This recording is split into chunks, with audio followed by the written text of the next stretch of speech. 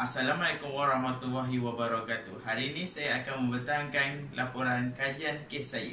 Sebelum tu saya akan memperkenalkan diri saya terlebih dahulu. Nama saya Muhammad Reza bin Nasir. Saya berpraktikal di Taska Pemata Kemas Taman Wawasan Jalan Tok Pahang. And saya memilih nama kanak-kanak itu ialah Zayan Iskandar bin Muhammad Hashim.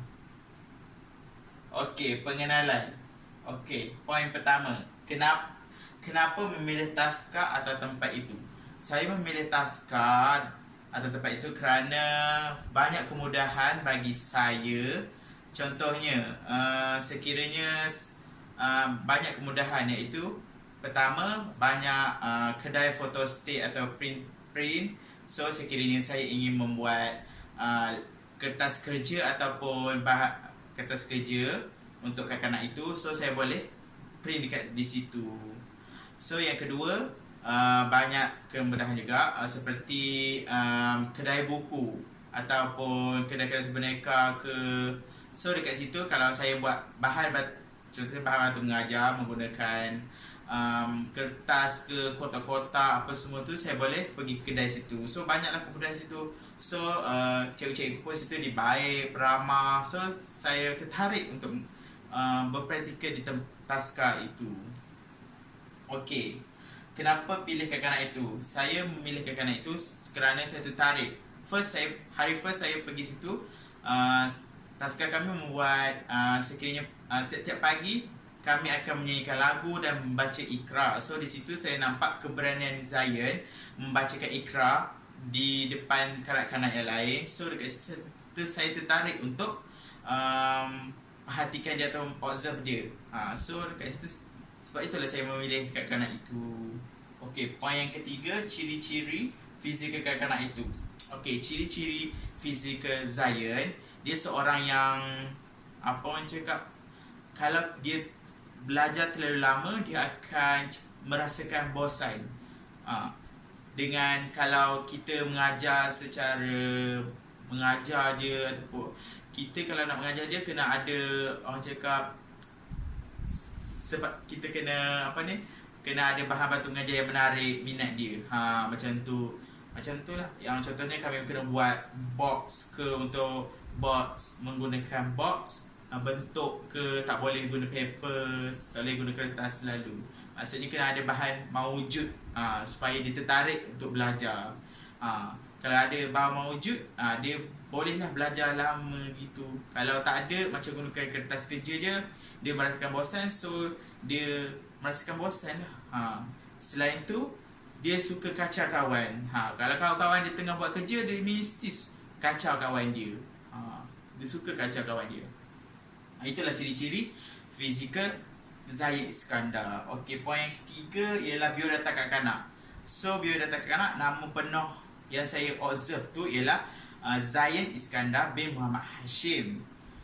Dia tarikh lahir dia 4 September 2016 dia dilahirkan. Dilahir di Hospital Sultan Haji Ahmad Shah di Temerloh Pahang, Hosas. So saya mengajar dia masa umur 3 tahun dekat taska. 3 tahun. So berat dia dalam 10 kilo and bertinggi dia 85.5 cm. Kami ada setiap hujung bulan kami akan buat ukur punya. So di situ kami dapatlah tahu berat yang tinggi dia. Okey. So isi perbincangan, poin yang pertama, perkembangan jasmani. Perkembangan jasmani Zayan ialah dia seorang yang cepat belajar. Kalau kita mengajar, dia cepat tangkap. Sekiranya benda tu senang dan mudah bagi dia, cepatlah dia belajar. Cepat apa yang kita ajarkan dia, and dia cepat tahu masuk. So yang kedua juga, dia jenis suka bertanya kepada kita. Kalau dia tak faham sesuatu soalan ke ataupun tugasan yang kita bagi kat dia, dia banyaklah tanya soalan, tanya kerja ni mau buat macam mana. Dia banyak bertanya kepada kita. And yang ketiga, dia suka rela dalam melakukan sesuatu aktiviti. Contohnya kita buat aktiviti di outdoor, sukan neka lah katakan kami buat. So kami suruh berlari ikut gelong tu ke. So dia lah orang first yang selalu buat dah terlebih dahulu daripada kawan-kawan yang lain. So dekat situ kita nampak dia punya semangat, dia punya perkembangan jasmani dia lah. Suka tengok. Lepas tu tapi dia cepat belajar, dia suka banyak pertanyaan. Tapi satu, dia lemah dalam psikomotor halus dia. Contohnya menggunakan gunting. Dia lemah sangat memegang ataupun cara menggunakan gunting. Hari tu saya buat aktiviti menggunting garisan mengikut menggunting garisan dengan mengikut bentuk yang betul. So dekat situ dia lemah menggunakan atau cara pegang gunting. Walaupun kita ajar dia, kita cuba ajar dia, tapi dia tetap tak dapat. Itu adalah perkembangan jasmani Zayan Iskandar. So yang kedua, perkembangan emosi. Perkembangan emosi Zayan Iskandar, dia tidak suka dimarah. Kalau kita marah dia melenting. So kita kena sabarlah sifat dia. Itu sifat dia, cepat marah. Lagi satu, dia walaupun dia buat salah, dia macam orang kata apa? Dia buat salah, kita tak boleh juga marah dia. Kita tak boleh marah dia lah. Lepas tu dia seorang yang seorang yang cemburu. So kalau saya layan lebih, contohnya saya banyak melayan kawan dia daripada dia, dia akan cemburu lah. Sifat cemburu dia keluar. Dia keluarkan sifat cemburu dia. Contoh dia dari dia marah lah. Sebab saya banyak layan kawan dia pada dia. Maybe dia selesa dengan saya. Saya tak nak macam mengajar orang lain juga ke. Lebih kurang gitu dah. So perkembangan rohani. Poin ketiga, perkembangan rohani. Perkembangan rohani Zayan Iskandar ialah dia suka memberi semangat dekat kawan-kawan dia. Contohnya kalau kami buat aktiviti di outdoor, dia suka memberi semangat kepada kawan-kawan dia. Contohnya dia memberi sorakan ke nama-nama kawan-kawan dia. So kawan-kawan dia akan semangat sekiranya Zayan menyemangatkan dia lagi. Itulah Zayan. Lagi perkembangan rohani dia ialah dia selalu menggunakan perkataan-perkataan yang baik. Dia tak ada cakap perkara yang buruk. Maksudnya di sini dia jarang menggunakan perkataan yang buruk. Dia percakapan dengan saya pun dia sopan, dia hormat. Maksudnya dia macam tak meninggikan suara macam kadang-kadang ada. Tapi Zayan ni lain. Dia macam hormat sikit saya kat situ. Lagi satu, Zayan ni juga suka bekerjasama dalam melakukan aktiviti dalam grup ke, ataupun dalam semasa buat kerja. Tak kira aktiviti apa, indoor ataupun outdoor, dia suka bekerjasama. Dia suka. Maksudnya dia sukalah. Lepas tu dia ni seorang yang rajin. Maksudnya seorang yang rajin tu macam hari tu masa waktu rehat ada air tertumpah. So dia macam tahu, maksudnya dia ambil kain and dia lap, and kain tu dia letak dalam bakul. Bakul tu letak pinggan. Dekat situ dia punya perkembangan rohani dia baiklah. Dia suka tolong cikgu, suka tolong kawan-kawan juga, tolong angkat buku apa semua tu. So perkembangan intelek. Perkembangan intelek, dia sangat Zayan ni juga seorang yang seperti yang saya cakap tadi, dia ni pandai dan bijak. Maksudnya cepat belajar apa semua tu. Lepas tu dia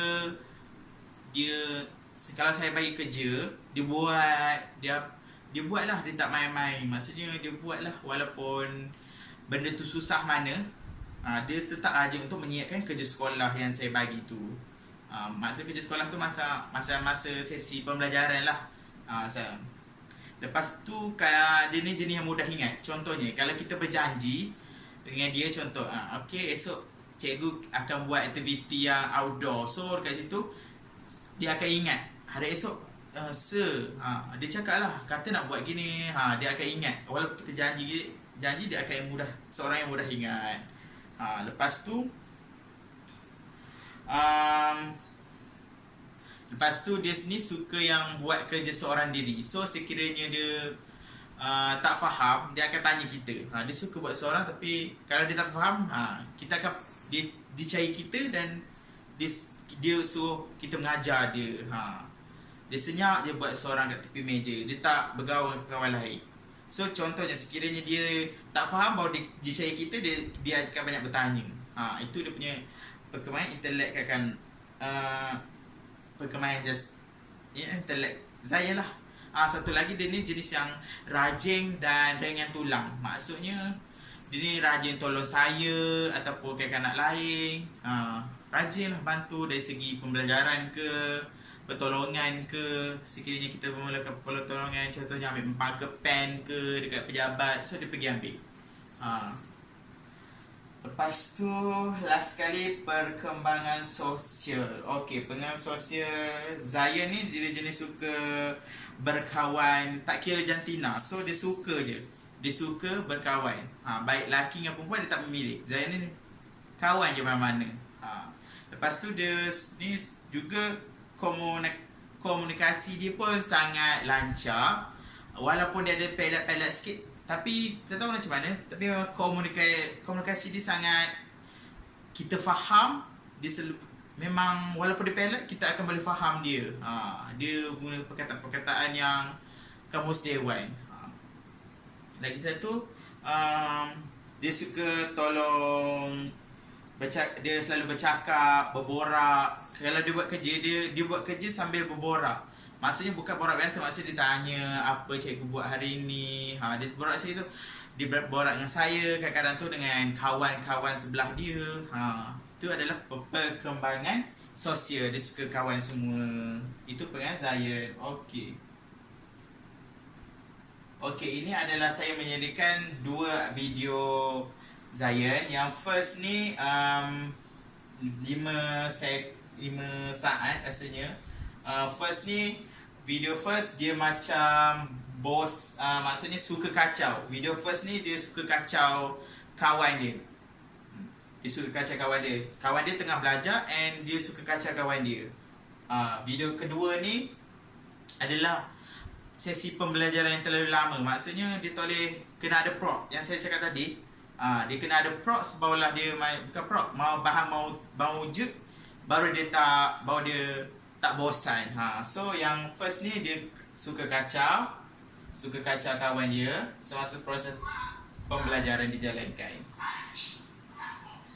Dia suka cikgu ni bercakap, so dia macam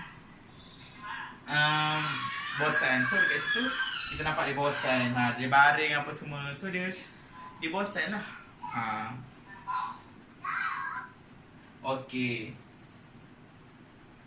Okey, cabaran dan penambahbaikan. Cabaran. Yang pertama, gadget tidak berfungsi dengan baik. Semasa saya menjalani kajian kes ni, gadget saya buat hal, contohnya tiba-tiba saya punya assignment terdelete, terpadam, apa semualah, sehingga kan salah saya. Poin kedua, kanak-kanak tidak mendengar arahan dengan baik dan tidak memberi kerjasama. So dekat sini, itulah cabaran saya. Kanak-kanak tidak mendengar apa yang proses pembelajaran yang dijalankan, proses PNP dijalankan. Saya cakap macam mana, diorang tidak dengar sebab orang kata itulah, tidak mendengar. So saya terpaksa macam menarikkan perhatian kanak-kanak itu supaya belajar dengan saya lah. Saya sabar juga perangai diorang. Lepas tu tidak hadir ke sekolah. Itulah cabaran. Poin yang ketiga pula ialah cabarannya tidak hadir ke sekolah. Maksudnya Zayan ni hari tu masa bulan 1 kan heboh dengan penyakit wabak coronavirus. So Zayan ni macam kurang datang ke sekolah kerana dia kurang sihat. So susahlah saya nak observe dia. Susah kita nak tengok dia punya perkembangan tu lah. Penambahbaikan. First, bahan bantu mengajar yang menarik. So kat sini kita akan lebih, penambahbaikannya, bahan batu mengajar tu kita kena lebih menarik, buat lebih menarik, cantik, ceria. So dekat situ boleh menarik minat kanak-kanak untuk belajar. Okey, poin yang kedua ialah mempelbagaikan lukisan seperti nombor dan huruf di dinding. So sebab kami punya taska tu dia ada ruang kosong, banyak ruang kosong. So dekat situ kita boleh melukis, tambahkan huruf ataupun nombor ataupun perkataan, suku kata semua, supaya kanak-kanak nak lebih menarik lah untuk belajar. Dia orang tengok, dia akan bertanya pada kita, ni huruf apa. So kita dari situ boleh penambahbaikan lagi. Okey, poin ketiga, mewujudkan taman permainan yang menarik. Sebab kat situ tak ada taman permainan, so kita boleh wujudkan. Maksudnya dekat situ ada tapak, orang kata apa, macam kawasan yang cantik untuk buat taman permainan. So kita boleh mewujudkan lah supaya kanak-kanak boleh bermain di situ untuk membuatkan mengadakan aktiviti riadah waktu pagi ke, kurikulum koko ke, macam budak-budak sekolah rendah masa setiap Rabu kita boleh buat itu aktiviti pagi. So boleh mewujudkan taman permainan. Okey, kesimpulan. Poin pertama, kanak-kanak mewujudkan peningkatan dari segi jasmani, emosi, rohani, intelek dan sosial, Joris. Maksudnya dari first saya datang ke tadika tu, saya tengok saya kira tak pandai dalam menggunakan gunting, tak pandai macam peningkatan daripada Joris tadi lah. Jasmani, emosi, rohani, intelek dan sosial. Daripada saya datang, semasa saya nak habis praktikal, saya nampak ada peningkatan terhadap Zain Iskandar tu. Ada peningkatan lah. Harapan menjalani kajian kes ini, harapan